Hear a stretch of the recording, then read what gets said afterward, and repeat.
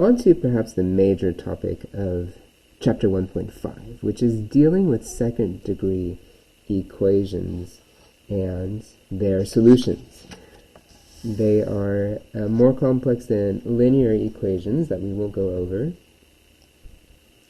And yet they are simple enough that we actually have tools to solve almost any second degree relationship. And that relationship applies to many, many things. One thing I did mention, circles and ellipses, like planetary orbits, can be described in this way.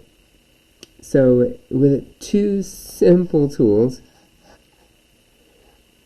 we can tackle pretty much all second degree equations that have solutions, and in fact we can even identify which ones do not have solutions. So let's dive right in. The first one we'll deal with is the zero product property, named so because we need one side of the equation to be zero, so condition 1, and the other side of the equation as a product, so not x plus x squared on the other side. Okay, no, it needs to be a product. I can have x minus 3 times x plus 2.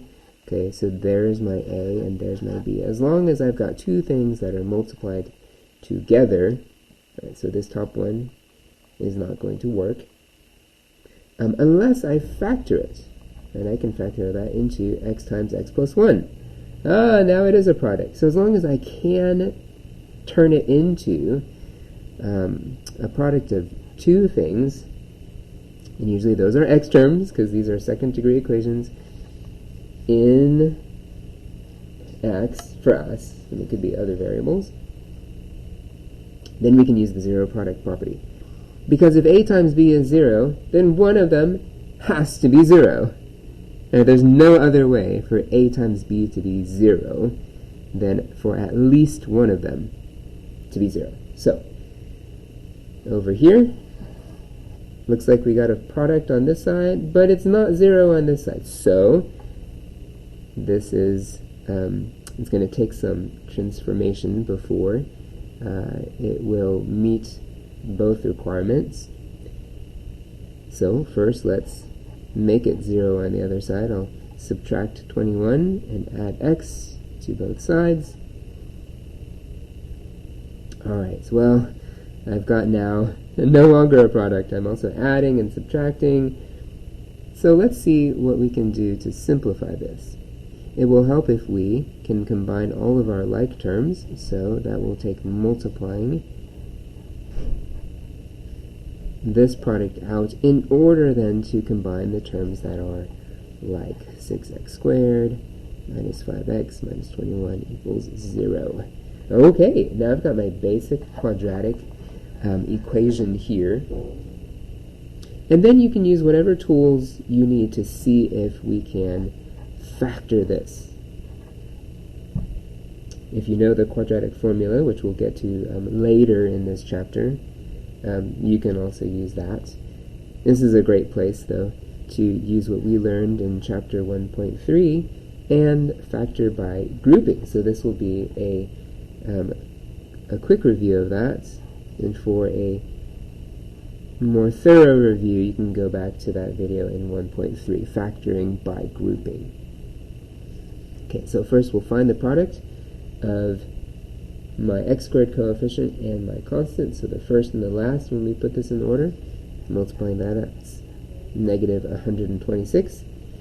And then we're looking for two factors of minus 126 that add up to negative 5.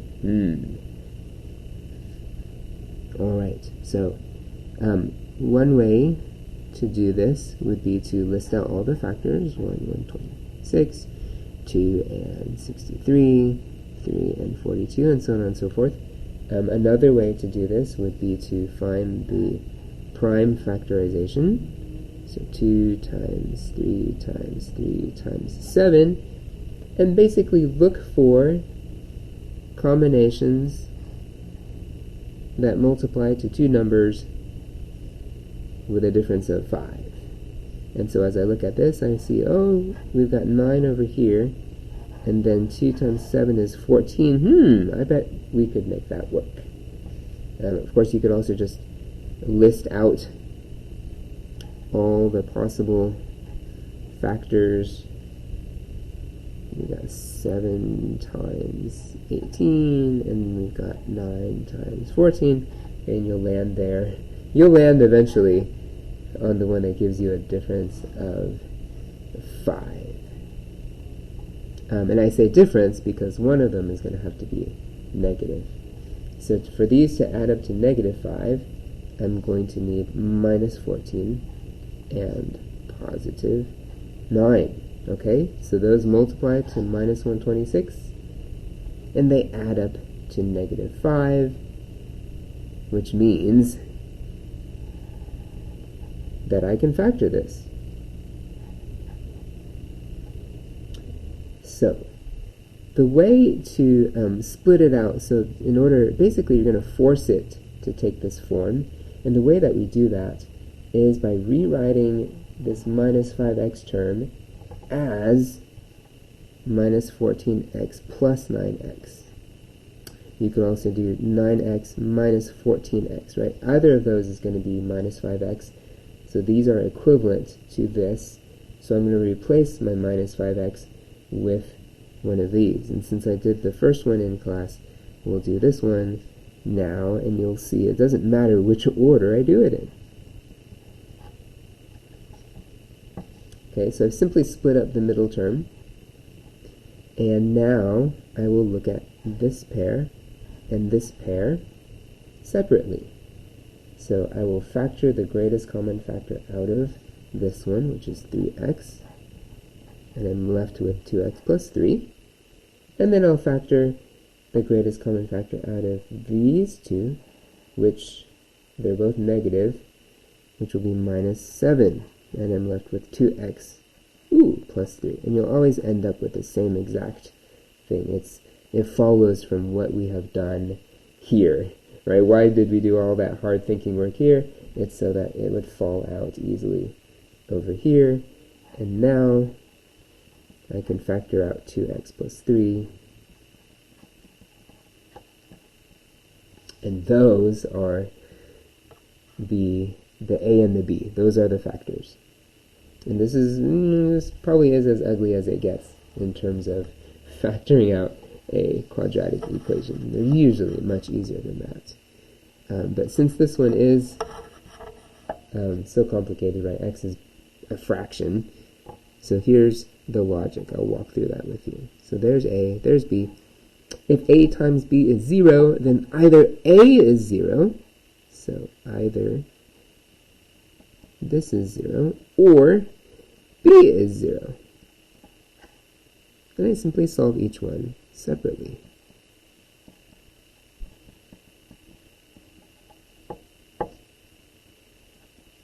Yeah, add 7 to both sides, and then divide by 3. So those are my two solutions.